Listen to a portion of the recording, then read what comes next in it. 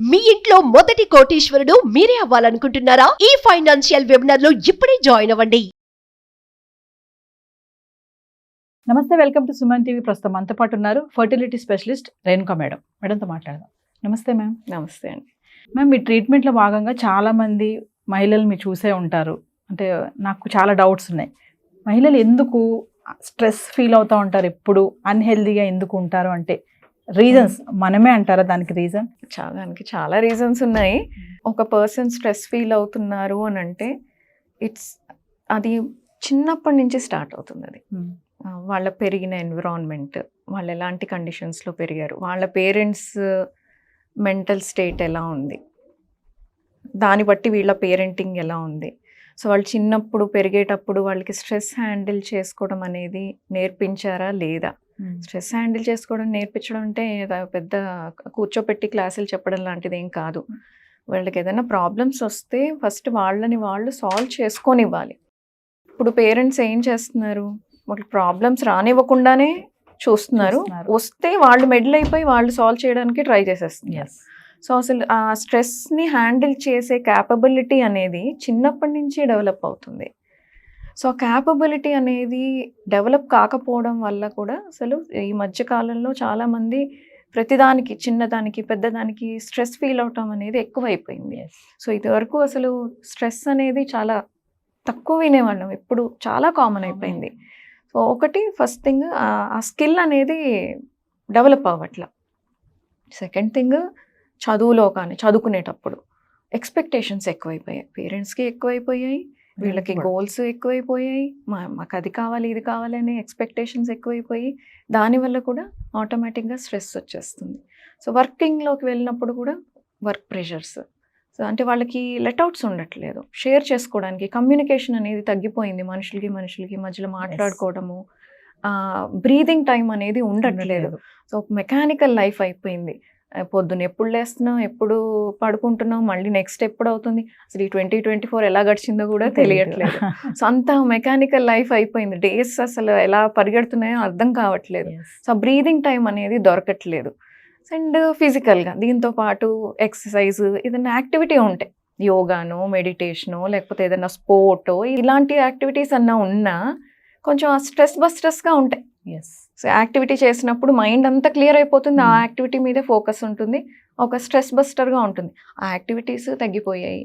So ఈ అన్ని reasons వల్ల స్ట్రెస్ లెవెల్స్ అనేవి పెరిగాయి.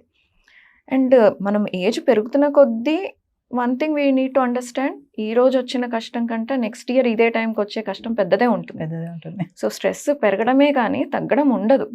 సో ఇలాంటి సిచ్యువేషన్లో మరి ఏం చేయాలి? స్ట్రెస్ మేనేజ్మెంట్ తెలుసుకోవాలి. సో అదే సొల్యూషన్. స్ట్రెస్ లేకుండా లైఫ్ ఉండదు. సో అది మనం నేర్చుకోవాల్సింది స్ట్రెస్ని ఎలా హ్యాండిల్ చేయాలి. సరే ఇప్పటిదాకా రాలేదు, నేను నేర్చుకోలేదు, డిసప్పాయింట్ అవ్వకూడదు. At least from now you should start. And అది 1-2 రోజుల్లో వచ్చే స్కిల్ కాదు, it will take time.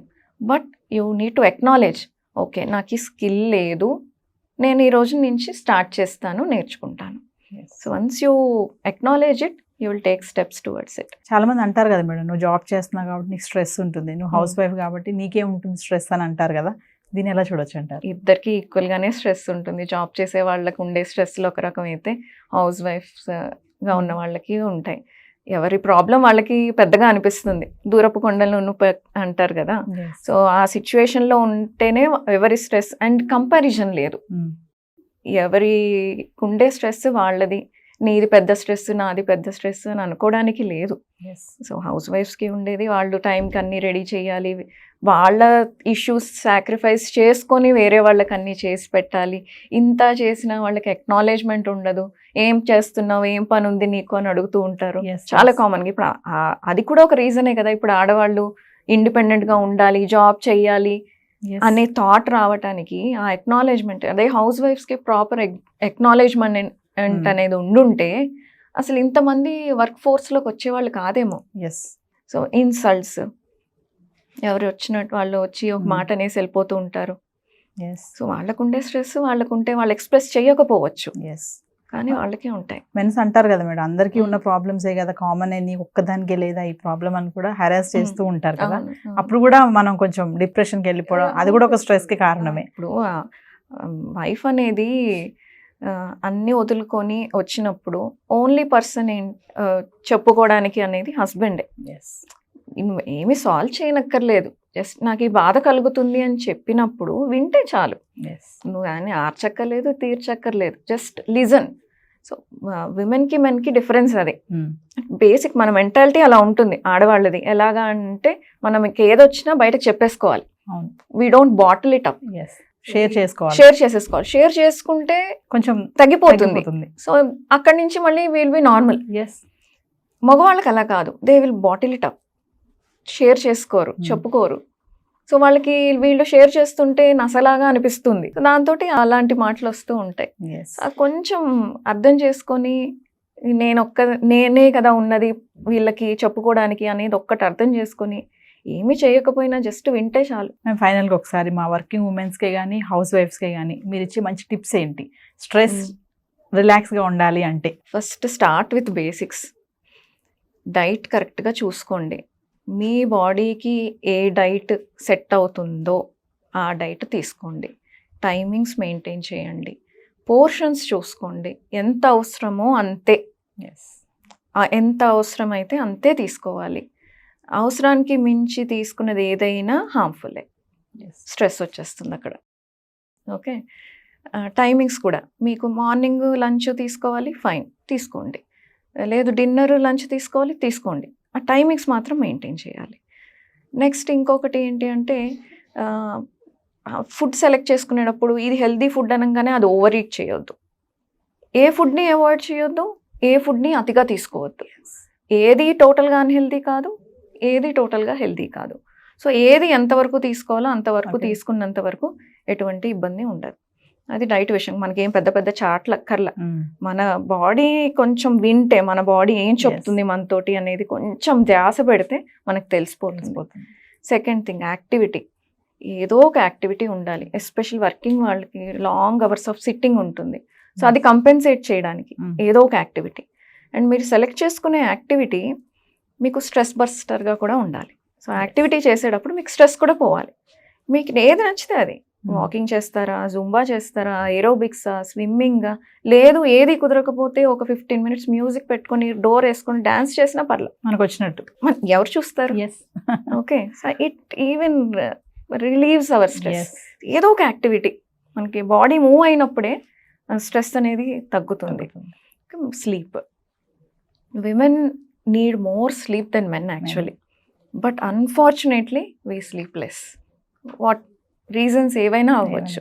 So at least 6 hours, minimum 6 hours of good sleep important. So ఆ 6 hours స్లీప్ ఉండటానికి ఏమేం చేయాలి? ఫస్ట్ మొబైల్స్ పక్కన పెట్టుకోవాలి, గ్యాడ్జెట్స్ దూరం పెట్టేయాలి, అది చాలా కష్టం. బుక్ రీడింగ్ అలవాటు చేసుకోవాలి. సో ఇవన్నీ న్యాచురల్గా స్లీప్ని ఇండ్యూస్ చేస్తాయి. సో బుక్ రీడింగ్, ఎంతో మంచి బుక్స్ వచ్చాయి, నాలెడ్జ్ పెరుగుతుంది, అట్లాగే న్యాచురల్ స్లీప్ వస్తుంది. సో బుక్ రీడింగ్ అలవాటు చేసుకోవాలి. స్ట్రెస్ హ్యాండ్లింగ్ నేర్చుకోవాలి. సో హ్యాబిట్స్ కూడా చాలా important. In the sugar, mobile, మనకి ఇంకేమైనా బ్యాడ్ హ్యాబిట్స్ ఉంటే అవి కొంచెం కంట్రోల్ చేసుకోవడం, ఇవన్నీ జాగ్రత్తగా చూసుకుంటే వర్కింగ్ ఉమెన్కి హెల్త్ ఇష్యూస్ కానివ్వండి, లేకపోతే కెపాసిటీ, ఇంకా వర్క్లో పెరిగే కెపాసిటీ ఇంకా పెరుగుతుంది. మీ కెరీర్ గ్రోత్ కానివ్వండి, ఫ్యామిలీ కానివ్వండి, అన్నీ కరెక్ట్గా ఉంటాయి. సో ప్రిపేర్డ్గా ఉండాలి. సో నేను వర్కింగ్ ఉమెన్ని, నాకు ఈ ఆస్పెక్ట్స్ డిస్టర్బ్ అయ్యే ఛాన్సెస్ ఉన్నాయి, సో నేను ఇవి ఇలా హ్యాండిల్ చేసుకుంటాను. సో అందరికీ 24 hours. సో నాకైనా మీకైనా. సో ఆ 24 hours మనం ఎలా షెడ్యూల్ చేసుకుంటున్నాము అన్న దాన్ని బట్టి మనం ఆ పర్టికులర్ పని చేయగలమా లేదా అనేది ఉంటుంది. స్ట్రెస్ హార్మోన్స్ కూడా ఉంటాయి కదా మేడం? ఉంటాయి. హ్యాపీ హార్మోన్స్ ఉన్నట్టే స్ట్రెస్ హార్మోన్స్ ఉంటాయి. సో ఆ స్ట్రెస్ హార్మోన్స్ పెరిగినప్పుడు మన బాడీలో మొత్తం మెటబాలిజం చేంజ్ అవుతుంది. సో స్ట్రెస్ ఫీల్ అయ్యే వాళ్ళకి అందుకనే తొందరగా వెయిట్ పుట్ ఆన్ అవ్వటము, వెయిట్ తగ్గడం కష్టం అవ్వటము, నిద్ర పట్టకపోవడము, ఇవన్నీ ఉంటాయి. Okay, thank you.